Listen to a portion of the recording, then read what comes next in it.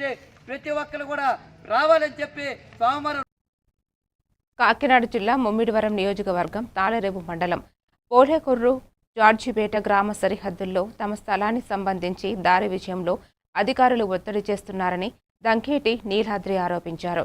స్థానిక తహసీల్దార్ కార్యాలయం వద్ద ఆయన మాట్లాడుతూ కోర్టు ఇంజంక్షన్ ఆర్డర్ ఉన్నప్పటికీ దారి ఇవ్వాలని బెదిరిస్తున్నారని వాపోయారు. ఫెన్సింగ్ తొలగిస్తామని కూడా హెచ్చరిస్తున్నారని తెలిపారు. ఈ సమస్యపై కోర్టులో కేసులు కొనసాగుతున్నాయని, ఈ నెల 29న తదుపరి విచారణ ఉందని పేర్కొన్నారు. కోర్టు ఆదేశాలను కూడా పట్టించుకోకపోవడం అన్యాయమని ఆవేదన వ్యక్తం చేశారు.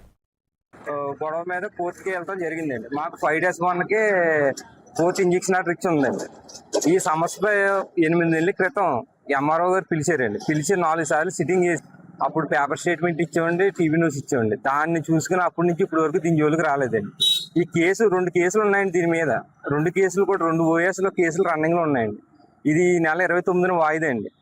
అయితే ఎంఆర్ఓ గారు మళ్ళీ వేళ పిలిచి మళ్ళీ మీటింగ్ పెట్టారండి. ఆపోజిట్ వాళ్ళని మమ్మల్ని పిలిచి పెట్టారండి. పిలిచి మళ్ళీ యథావిధిగా ముందులా మాట్లాడుతున్నారండి ఎంఆర్ఓ గారు. మీరు ఉన్న దాంట్లో ఫిన్సింగ్ తీసి వాళ్ళకి దారి ఇవ్వకపోతే దౌర్జన్యంగా వచ్చి పోలీస్ ఫోర్స్ని తీసుకొచ్చి సిఐ గారిని ఎస్ఐ గారిని తీసుకొచ్చి వాళ్ళ సమక్షంలో ఫిన్సింగ్ పీకేస్తానని మళ్ళీ బెదిరింటున్నాడు. ఇలాగైతే సామాన్యులకి న్యాయం ఎక్కడ జరుగుతుందండి?